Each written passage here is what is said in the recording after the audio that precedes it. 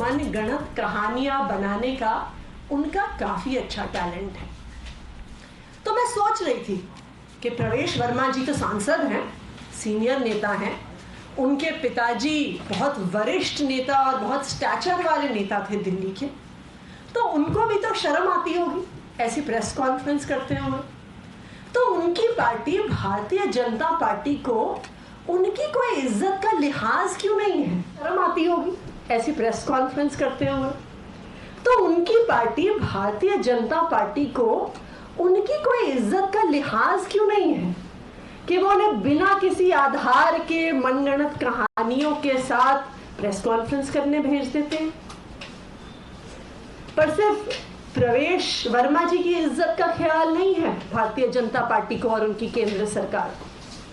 आज तो ऐसा लगता है कि सीबीआई की इज्जत का भी ख्याल नहीं है, क्योंकि ये जो सारा खेल पीएमओ में बैठ के रचा जा रहा है, वहां से सुबह आदेश निकलता है कि मीडिया में स्टोरी प्लांट करो कि मनीष सिसोदिया के नाम से लुकआउट नोटिस जारी हो गया है।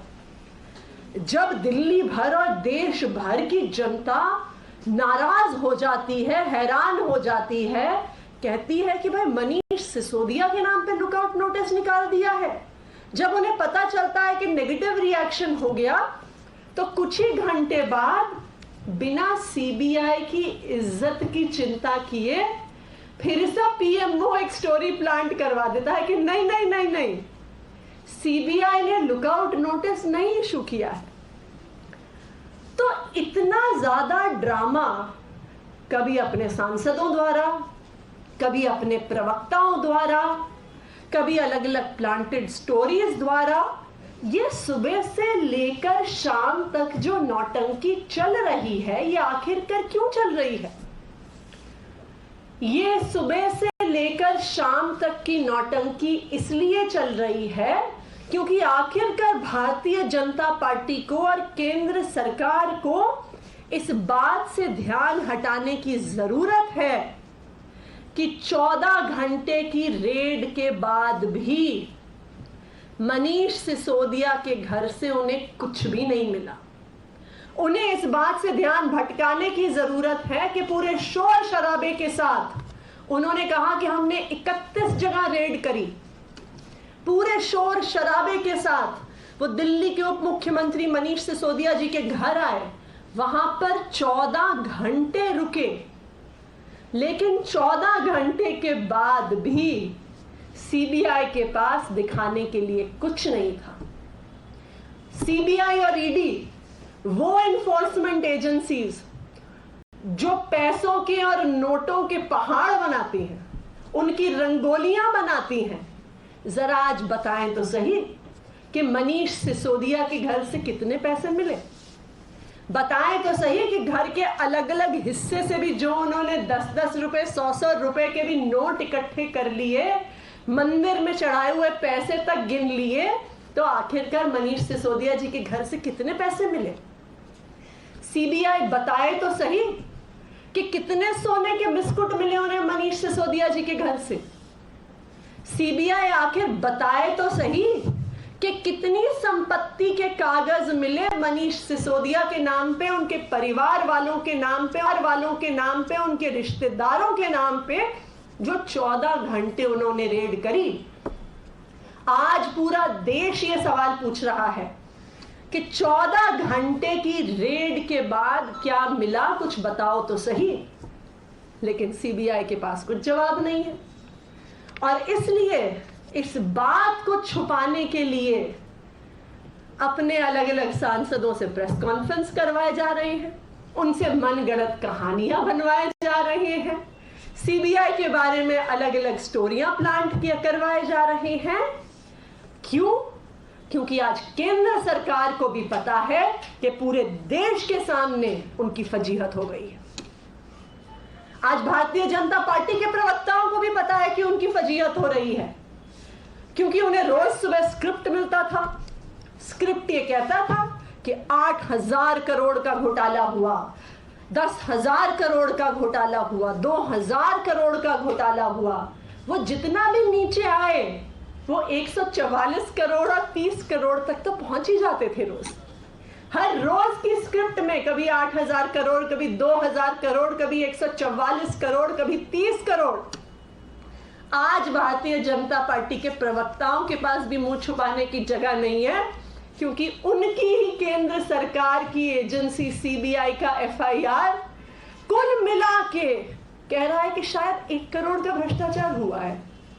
1 करोड़ रुपया शायद एक व्यक्ति ने दूसरे व्यक्ति को दिया हुआ है। यह सूत्र हमें बता रहे हैं, हमारे पास कोई ठोस सबूत नहीं है। तो आज भारतीय जनता पार्टी के भी प्रवक्ताओं को टीवी पर आकर कहने में ये शर्म आ रही है, क्योंकि उन्हें भी पता है कि अब 8,000 करोड़ और 2,000 करोड़ और 6,000 करोड़ और 144 करोड़ और 30 करोड़ के जो आंकड़े उन्हें रोज के स्क्रिप्ट में मिलते थे, उस स्क्रिप्ट को तो सीबीआई ने ही भंग कर दिया।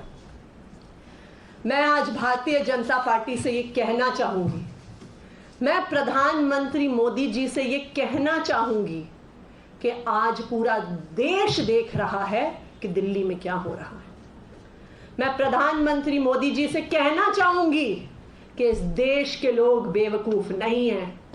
इस देश के लोग ये देख पा रहे हैं कि एक तरफ अरविंद केजरीवाल की सरकार है जो दिन रात मेहनत करके दिल्ली के सरकारी स्कूलों को ठीक कर रही है, अस्पतालों को ठीक कर रही है, मोहल्ला क्लिनिक में फ्री दवा दे रही है, युवाओं को रोजगार दे रही है, महिलाओं को फ्री बस की यात्रा दे रही है।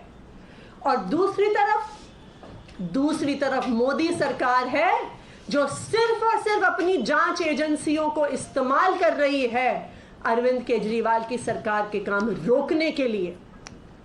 देश के लोग बेवकूफ नहीं है मोदी जी। मैं मोदी जी से यह कहना चाहूंगी कि देश के लोगों ने बहुत उम्मीद से आपको प्रधानमंत्री बना के भेजा था। उन्हें बहुत उम्मीद थी, देश के बच्चों को उम्मीद थी कि आप उन्हें अच्छी शिक्षा दोगे। देश के हर नागरिक को यह उम्मीद थी कि आप उन्हें अच्छी स्वास्थ्य की व्यवस्था दोगे, कि जब वो बीमार होंगे तो हर गांव में इलाज मिल पाएगा। किसी बुजुर्ग महिला को एक खटिया पे बैठ के, खटिया पे लिटा के 20-20 किलोमीटर दूर नहीं लेके जाना पड़ेगा। इस उम्मीद से लोगों ने आपको प्रधानमंत्री चुन के भेजा। इस देश के युवाओं को आपसे उम्मीद थी कि इतनी बेरोजगारी जो इस देश में है आप उसका समाधान करेंगे। इस देश की महिलाओं को आपसे उम्मीद थी कि जो महिलाओं के साथ अपराध होता है पूरे देश में उसका आप समाधान करेंगे। बड़ी उम्मीद से देश के लोगों ने आपको चुन के भेजा था। लेकिन आज देश भर के लोग देख रहे हैं कि एक तरफ अरविंद केजरीवाल की सरकार है जो जनता के लिए काम करने की कोशिश कर रही है, और दूसरी तरफ प्रधानमंत्री नरेंद्र मोदी हैं जो सुबह से उठ के शाम तक सिर्फ अपनी विपक्ष की पार्टियों की जो सरकारें हैं अलग अलग राज्यों में, उनको कैसे गिराया जा सकता है उसका प्लान बनाते हैं कि अब हम सीबीआई को कैसे भेजें, अब हम ईडी को कैसे भेजें, अब हम इनकम टैक्स डिपार्टमेंट को कैसे भेजें। मोदी जी, अगर इतना ध्यान जो आप अपने विरोधियों के खिलाफ एजेंसियां भेजने में लगाते हो, अगर उतना ध्यान आप देश की समस्याओं पे लगा देते तो शायद आज हमारे देश के युवाओं को रोजगार मिल जाता, शायद हमारे देश की महिलाओं को सुरक्षा मिल जाती, देश में जो बुजुर्ग बीमार हैं उनको अच्छा इलाज मिल जाता। लेकिन देश के लोग ये भी देख रहे हैं कि एक तरफ तो मोदी जी हैं जो सिर्फ दूसरी पार्टियों के खिलाफ षड्यंत्र रच रहे हैं, और दूसरी तरफ अरविंद केजरीवाल हैं जो प्लान बना रहे हैं कि भारत को दुनिया का नंबर 1 देश कैसे बनाया जा सकता है। कि एक तरफ अरविंद केजरीवाल हैं जो शिक्षा, स्वास्थ्य, किसानों के लिए समाधान, महिलाओं के लिए सुरक्षा, युवाओं के लिए रोजगार का एक ब्लूप्रिंट बना रहे हैं। अरविंद केजरीवाल हैं जो देश के 130 करोड़ लोगों को साथ जोड़ने का प्लान बना रहे हैं कि हम भारत को दुनिया का सर्वश्रेष्ठ राष्ट्र बना सके। ये पूरे देश के लोग देख रहे हैं कि आज उनके सामने ये 2 अलग अलग मॉडल खड़े हैं।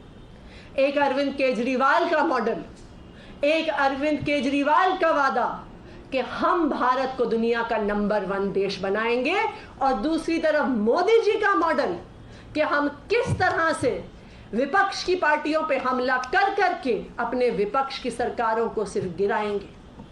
मोदी जी, अगर आप देश के लिए कुछ करना चाहते हैं तो अरविंद केजरीवाल की सरकार के खिलाफ सीबीआई, ईडी, इनकम टैक्स को भेजने के बजाय और लंबी लकीर खींचिए। दिखाइए आप अच्छे स्कूल कैसे बना सकते हैं, दिखाइए आप अच्छे अस्पताल कैसे बना सकते हैं, दिखाइए युवाओं को कैसे रोजगार दे सकते हैं, क्योंकि देश के लोग इन समस्याओं का समाधान चाहते हैं।